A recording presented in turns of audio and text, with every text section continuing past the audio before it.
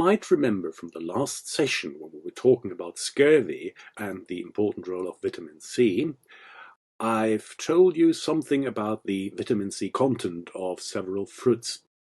And I claimed when I switched to the Donald Trump mode, not many people know that, I claimed that tomatoes actually contain more vitamin C than citric fruit like lemons do, and that's not entirely correct. Admittedly, there are some tomatoes which are so rich in vitamin C that they almost come to the same content, which for the typical lime or lemon is about 50 milligrams per 100 grams of fruit, whereas the average tomato only lies in the range of 25 to 30 milligrams per 100 of vitamin C per 100 grams of fruit. So what I claimed was not entirely correct.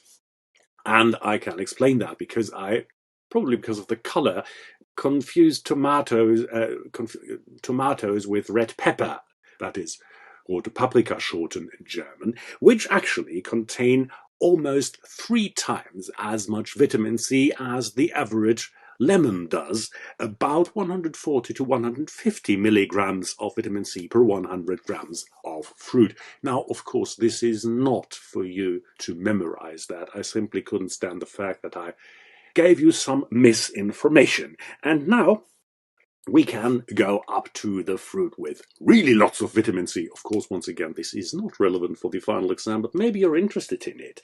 So, for instance, rose hips, in German Hagebutten, are so full of vitamin C that the fruits actually don't know where to put that. They come up to 1,250 milligrams. That's more than 1 gram of vitamin C, of pure vitamin C per 100 grams of rose hips.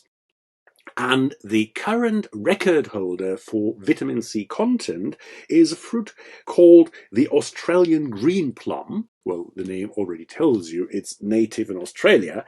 And depending on the conditions where this plant grows, or that is, where the fruit grows, the Australian green plum, in German australische Buschpflaume, can actually get up to 3 grams of vitamin C per 100 grams of fruit.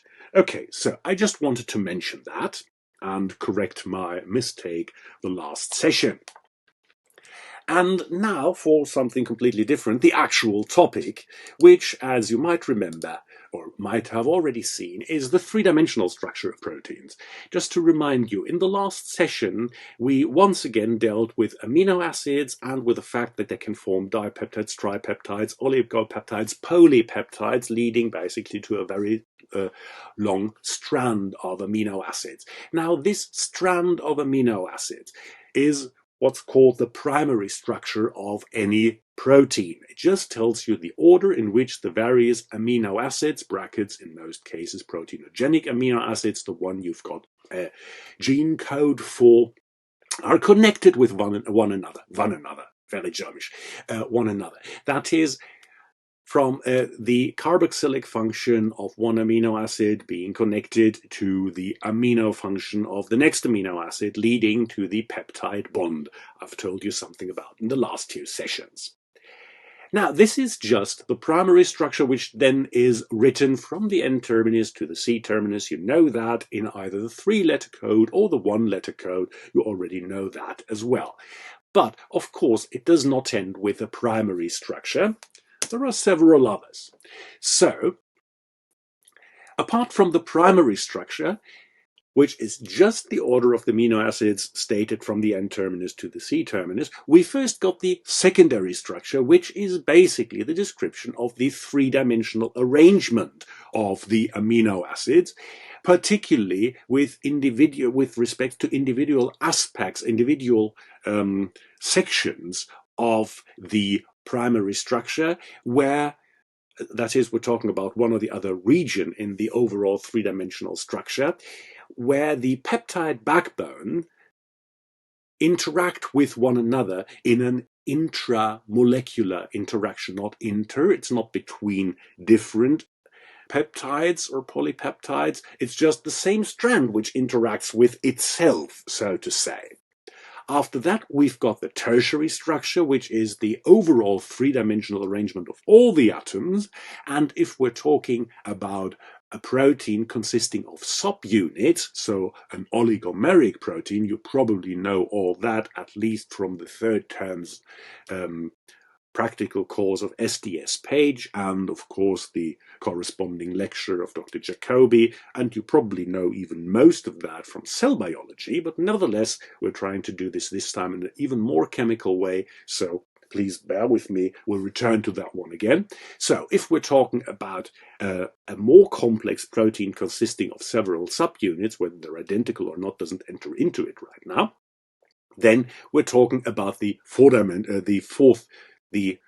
quaternary structure. It's not four-dimensional, it's still just three-dimensional, where the individual subunits are not connected via covalent bonds, but once again, just by non-covalent bonds. But first things first, we've done the primary structure in the last few sessions, so let's have a look at the secondary structure with some of the typical structures. You've already might probably seen it here, the alpha helix and the beta pleated sheet, in German beta Faltblatt. So where we end up with secondary structures first, and let's see where this leads us to. So primary structure, just told you, it's basically the sequence of the amino acids. And basically, it is already this primary sequence which determines more or less the 3D conformation of the overall protein, that is, of the overall polypeptide. Let's stick to polypeptides because proteins also can have something else attached to it. We're not there yet. And changing just one amino acid in the overall primary sequence might alter or even completely disrupt the biological function. We'll come to that when we once again return to pathobiochemistry. Now, the pathobiochemistry is something I've already briefly introduced with the example of scurvy in the last session, and occasionally we'll return to that one. Okay, now how a primary sequence of the amino acids can be determined is something we might or might not return to later on, because nowadays the technique is so automatized that most people actually don't really have to think about how the sequence analysis is performed. Let's see how far we get in this course. Okay, now for the secondary structure, and I assume this is something you're already familiar with from probably cell biology or any of the other courses you had. So here we're talking still about first the strand of the amino acids being connected with one another, but then the strand starts interacting with itself via hydrogen bonds predominantly. Now, if you remember what I've told you about the peptide bond, you remember with the lone pair of the nitrogen being in conjugation with the pi part of the carbon-oxygen double bond, this led to a more or less rigid plane, here shown in blue each, so that oxygen, carbon and nitrogen atom and their direct binding partners, that is the alpha carbon of the amino acid and the hydrogen, and of course also the alpha carbon of the next amino acid in this peptide, are all in one plane, and this plane is more or less strict, it's more or less rigid, it probably won't be deformed in any way. But if you look at all the various peptide bonds present in an oligopeptide, then of course you see there are several of these amide planes, which then can be rotated with respect to one another. So we end up with different angles here shown as phi and as psi. This is supposed to be a small psi, not a nu. I really don't know how that came about. But so basically, it's the rotation of the alpha carbon and its own nitrogen atom, that is the nitrogen atom of the same amino acid, where free rotation is more or less freely possible, and the same goes for the carbon-carbon bond between the alpha carbon and the carboxylic carbon. More or less because, of course, once again, our rests are here, might or will play a role with respect to the three-dimensional rigidity and the three-dimensional flexibility of any peptide strand, But let's not go too much into detail with respect to Ramachandran diagrams. We might return to that one later on. I presume you already know that from other courses. If not, it's no problem at all. Either we'll need it later on, then we'll return to it, or we won't, so why bother? Okay. Now, if you remember, please, that the hydrogen of any amide nitrogen, of any nitrogen of the amide bond, or the peptide bond here, is of course positively polarized because nitrogen is far more electronegative than hydrogen is. And the oxygen of every peptide bond, of the carbon-oxygen double bond here, is negatively polarized because oxygen is far more electronegative than carbon is. That it stands to reason that there's always the possibility of hydrogen bonds between the oxygen, which can accept hydrogen, so it's a hydrogen bond acceptor, and we've got the amino group or the peptide bond where the nitrogen, with the hydrogen attached to it, can function as a hydrogen bond donator, that is a hydrogen donator. And so hydrogen bonds between these functional groups are not only possible, they play a vital role in the secondary structure of polypeptides. Now, you've already gotten to know several secondary structures which are quite important. There is on the one hand the alpha helix, or alpha helices in plural, where we can see shown here as a ribbon the amide backbone of our peptide strand, and you see that the rests are more or less perpendicular perpendicular to the plane of this strand here, point away from it. So at the moment, let's assume that these rests simply try to avoid each other and do not interact with one another. Depending on what the rests are, it's well possible that there is interaction between one of the turn of the screw and the next of the turns of the screw, but let's not go into too much detail here right now. So this is the typical alpha helix, and there is the beta sheet, or the beta pleated sheet, depending on how you describe that. Now, if you assume once again that this arrow points from the N terminus to the C terminus, then you can see that here, for instance, this strand goes in one direction, and whatever happens there, it will sooner or later return and go into the other direction. And here you can even see the hydrogen bonds between the amino groups of the amide bonds on the one hand, and the negatively polarized oxygen of another peptide bond here with the oxygen carbon bond. So there is hydrogen bonds abound, and the rests are either above this zigzag plane of the beta sheet or below. The below ones are the slightly more yellowish ones, whereas the brown ones are supposed to be above the plane here. I think it makes sense. I hope it makes sense, that is.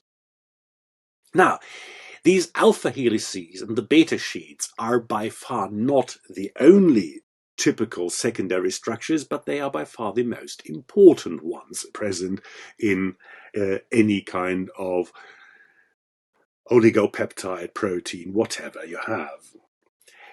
Those are typical secondary structures, and depending on what secondary structures are present in the overall three-dimensional folding of our peptide, supersecondary structures can be formed.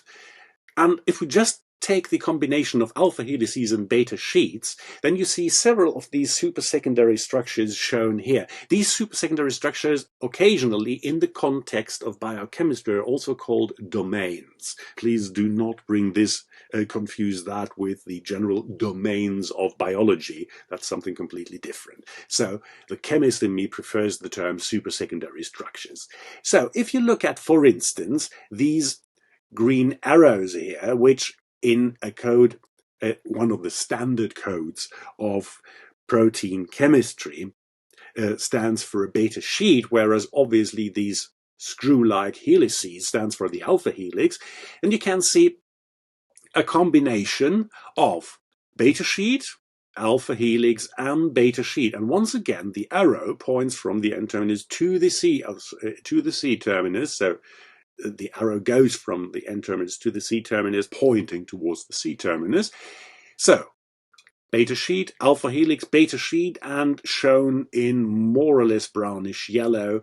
There are just linking, is a linking part where we can't say there is another typical secondary structure. This is a more or less unordered part of the overall peptide strand. More or less unordered. Occasionally there are some interactions between other parts of the strand, but it's more or less what's called a random coil. Okay, so here we've got the beta alpha beta unit, which can also be depicted from N terminus to the C terminus as a capital N. Here is a combination of two alpha helices where it's important to note the direction. In this case, it goes from here to here. So the N terminus must be over here and the C terminus over here. Between those two alpha helices, once again, there's a bit of a random coil. In this case, a relatively simple, just kink. Okay. Another typical thing you might find in the overall three-dimensional structures of several important proteins is the beta meandering system, where you say you've got alternating beta sheet, beta sheet, beta sheet, beta sheet in, and that's the important thing, always inverse directions, going up, going down, going up, going down, going up, connected via these small loops. So just connecting stretches.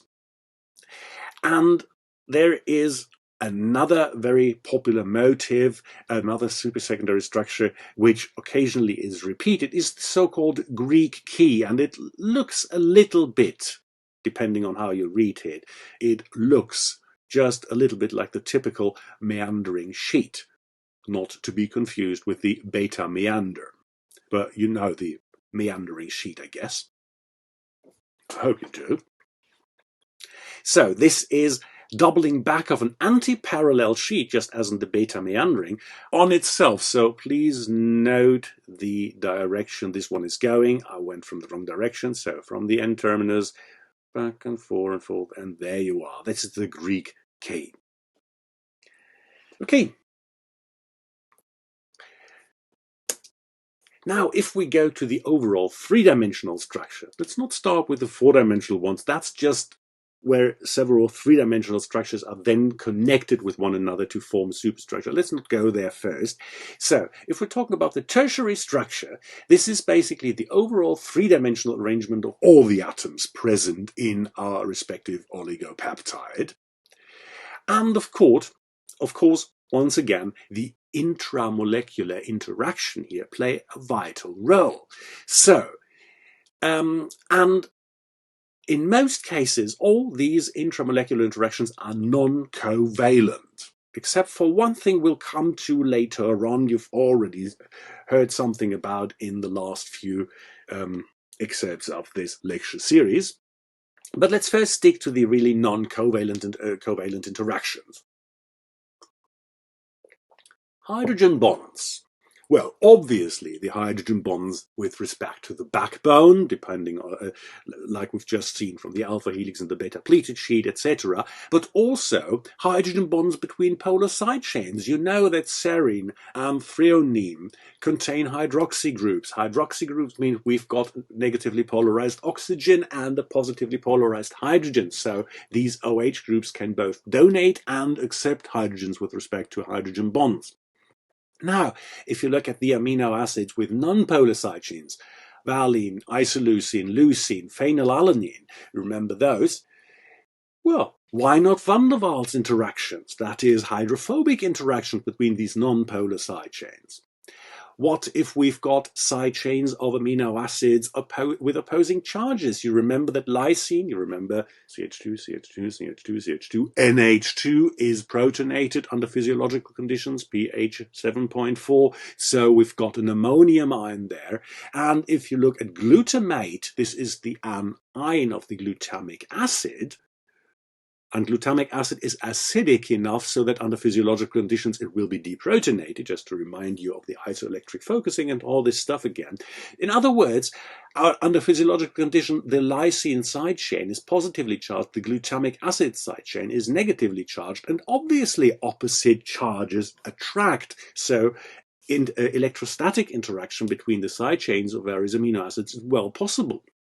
And of course, the opposite is possible as well. If you've got two positively or two negatively charged side chains, like lysine and arginine, both of which under physiological conditions will be positively charged, they will repel each other, preventing these amino acid side chains to be relatively close to one another in the three-dimensional structure, as such influencing and co-determining the three-dimensional structure the protein actually will take. And the same goes for the negatively charged glutamate and aspartate, that is glutamic acid anion and aspartic acid anion. So lots of these non-covalent interactions of attractive or of repulsive effect.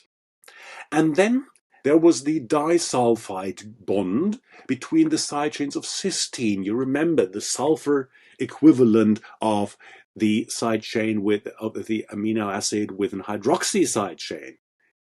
Remember which one it was? Anyway, you remember, I hope you remember from one of the last sessions, that the thiol groups, the SH group, are not predominantly just alcohols only instead of oxygen with sulfur, but instead can easily undergo redox reactions where the sulfur is being oxidized to lose hydrogen and instead form a sulfur-sulfur bond. So this disulfide bridge. And this, of course, leads to a three-dimensional linking of amino acids, that is of side chains of amino acids, cysteines to be precise, which might be present at completely different positions of our long strand of amino acids being connected one by another. So, for instance, if you just number them from the N-terminus to the C-terminus, amino acid 1, 2, 3 through 123 or whatever, it's well possible that they're, in the end, once the three-dimensional structure is being formed of this respective peptide, that the thiol group of the cysteine in position 7 is connected to the thiol group at the cysteine in position 69. And, well, obviously, then this is really a three-dimensional structure being held together. And since this sulfur-sulfur bond is a covalent bond, once it has been formed, this is not a bond which will spontaneously let go again.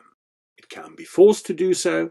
We'll come to that one as well. But once this bond has been formed, it forces the overall strand of our amino acids, that is the primary and also the secondary structure, to more or less a given three-dimensional structure. To sum this up, if we just take the N-terminus and the C-terminus, and once again take these bands here as the backbone of the amino acid, and not even talk about the side chains here unless under specific situations, we can have the helical structure of the alpha helix, we can have these beta sheet, the beta pleated sheet, we can have disulfide bonds between cysteine side chains, which might be quite a bit away from one another. Here, this is relatively close. Theoretically, it would also be possible that a thiol group here interacts with a thiol group here, leading to all this being suddenly connected and brought together, far closer together than this appears at the moment. Then, of course, hydrogen bonds from the side chains, like from an alcoholic group of one or the other amino acid having an OH group. I hope by now you know which they are. And the carboxylic function of one or the other amino acid which is deprotonated under physiological conditions, brackets, you remember, aspartate and glutamate, brackets. Then electrostatic attraction of oppositely charged side chains like the under physiological condition protonated amino group of a lysine, and of course the under physiological conditions deprotonated carboxylic function of exactly the same acidic amino acids, aspartate, glutamate.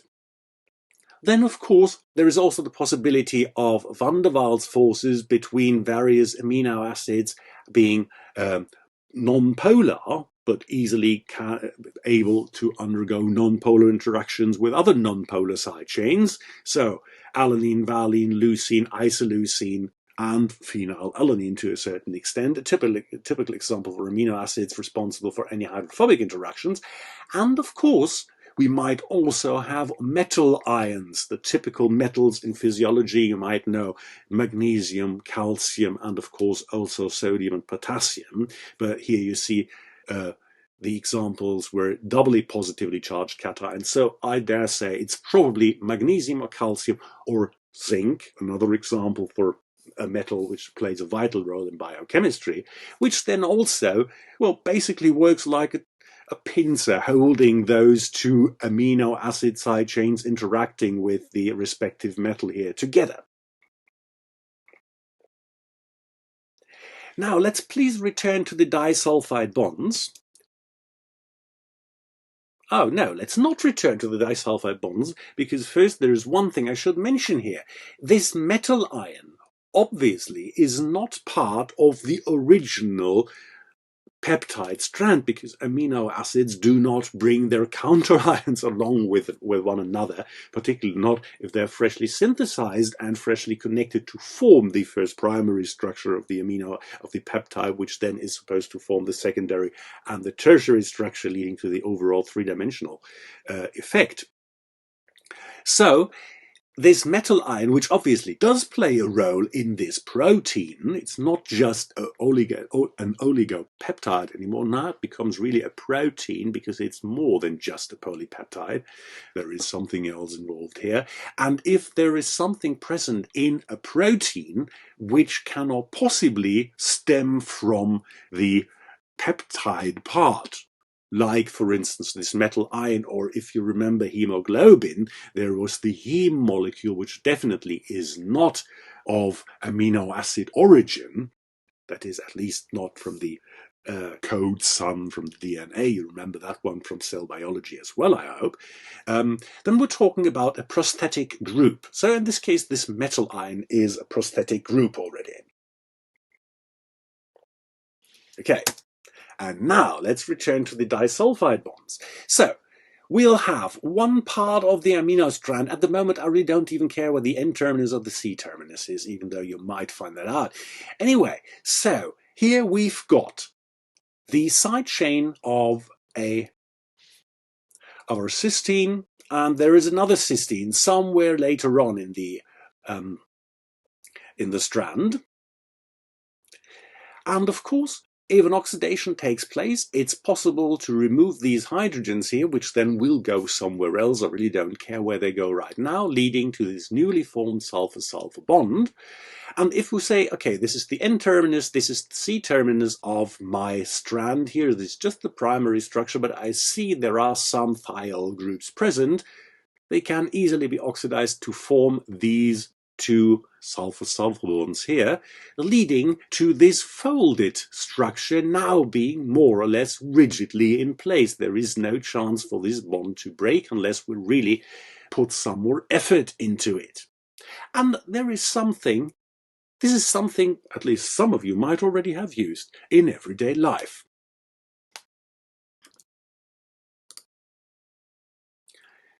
So, if, for instance, you ever did something with your hair called a perm, in German Dauerwelle, you basically use exactly that, because, well, you might, I presume you know, that hair is just unused protein. Protein meaning oligopeptide, meaning lots of amino acids, including, of course, cysteine. So, the protein on your head, I hope that's the only place where you might want to have a perm. The protein on your head also contains the SH groups here and will probably form normal disulfide bonds, well, so that the hair looks the way it does. If you want a perm, then what you basically do is treat your hair with a reducing agent to first open the present disulfide bonds here, so that you've got these thiol groups again, and then bring your hair into the desired shape, the shape that's supposed to remain once the treatment has been finished. So once the hair has been treated with a reducing agent so that you end up with these SH groups here, the hair is brought into the desired form using curlers, and then an oxidizing agent is being used to force the formation of new sulfur-sulfur bonds here, so disulfide bridges, but this time at the position desired. So you force a three-dimensional structure on the molecular level to the proteins of what you call hair, so that in the end you end up with a macroscopic hairdo of your choice. Okay, and that's basically the same thing that happens when the three-dimensional natural folding of proteins or peptides takes place. Now, once again, this is not something which happens just spontaneously, but going into details of how the actual three-dimensional folding of the amino acid strand works would go far beyond the scope of Biochemistry 101, and that's what we're doing here. Okay. And then there is, not in all cases, but in many cases, there is a quaternary structure.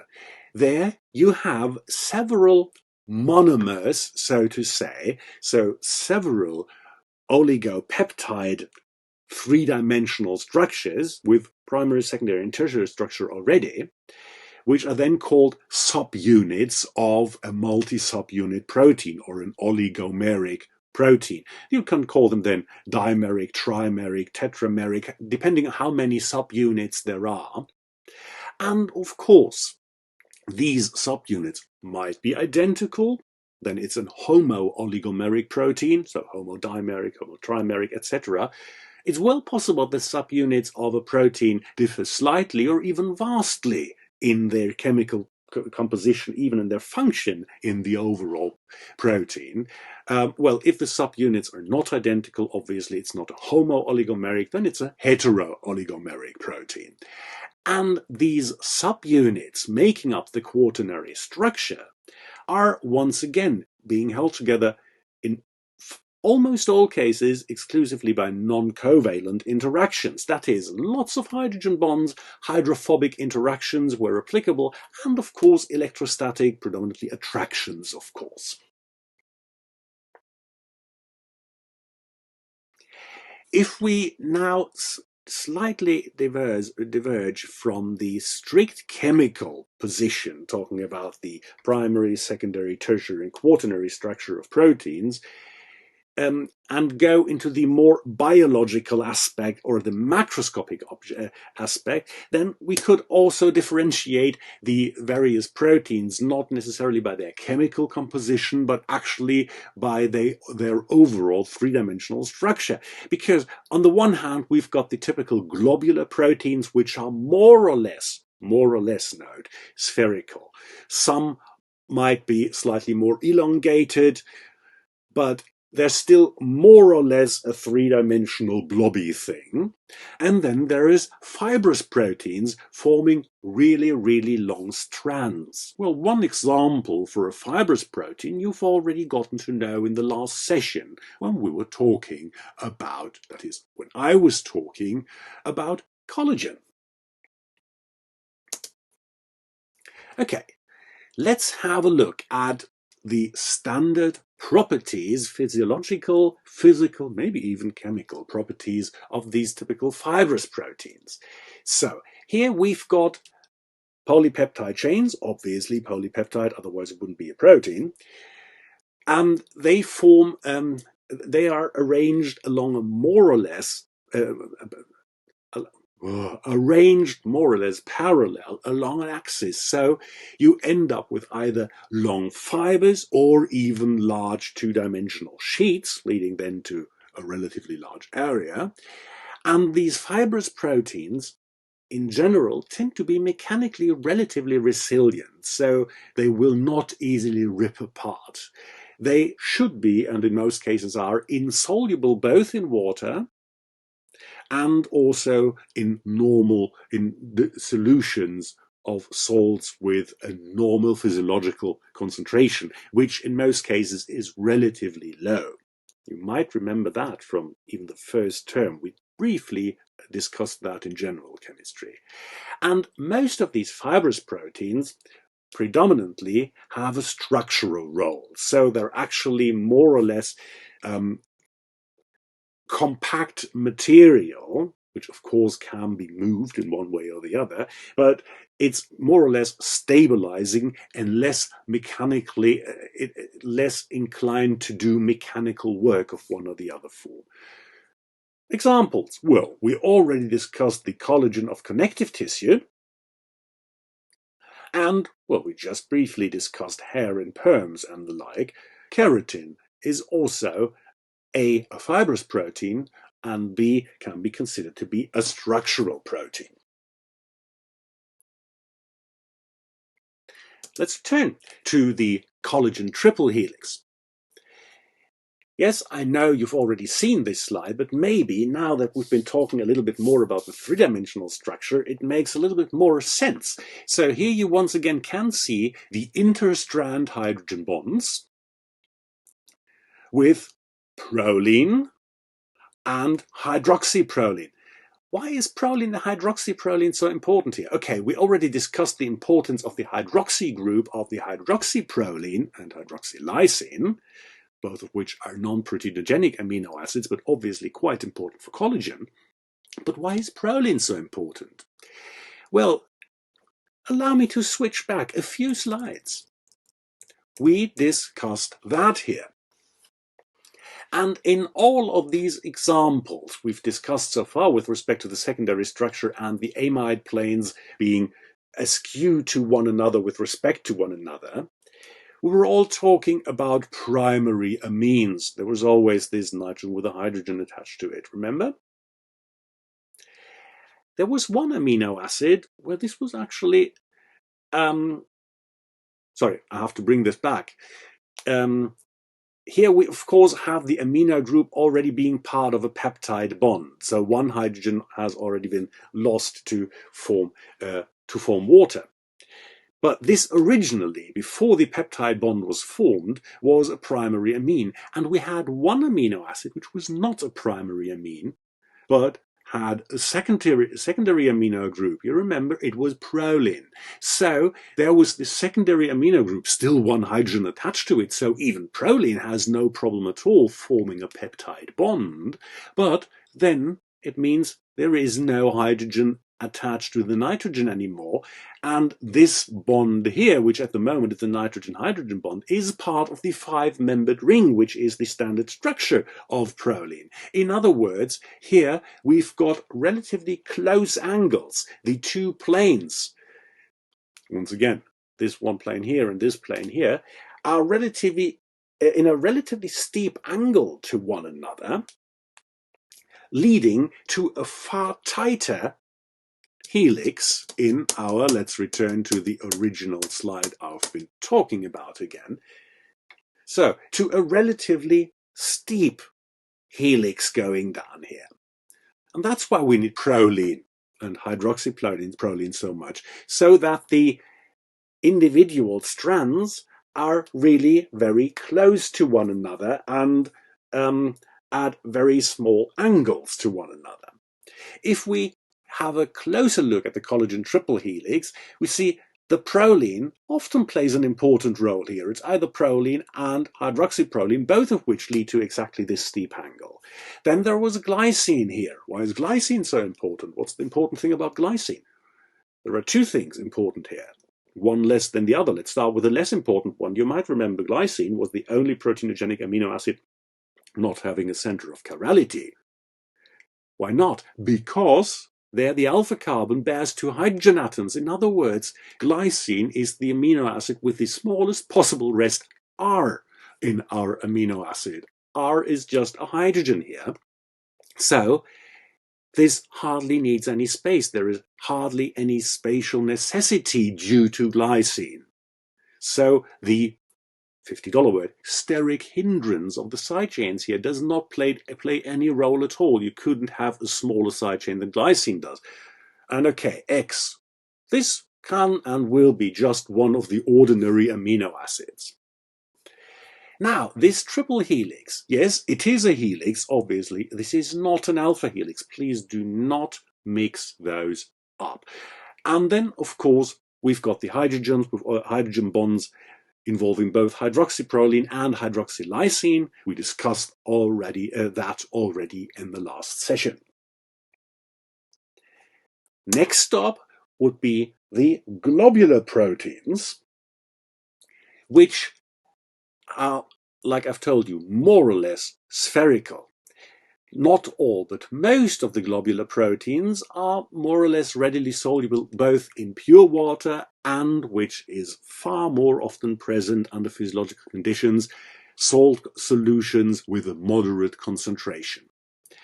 Now, since we're talking about aqueous solutions, and you know water to be a very polar solvent, you can imagine that the three-dimensional structure of these globular proteins will be so that as much as possible of the polar parts of our amino acid will be on the outside. So, for instance, aspartate, glutamate, both are negatively charged under physiological conditions, or all the basic side chains, lysine, arginine, you know them, being positively charged under physiological conditions. Well, they are extremely polar. They're even charged, so they will interact with the polar solvent water, whereas our alanine, valine, leucine, isoleucine, and you know all these these non-polar amino acids as well, they will try to avoid contact with the solvent as far as possible. So the three-dimensional structure of the globular proteins will probably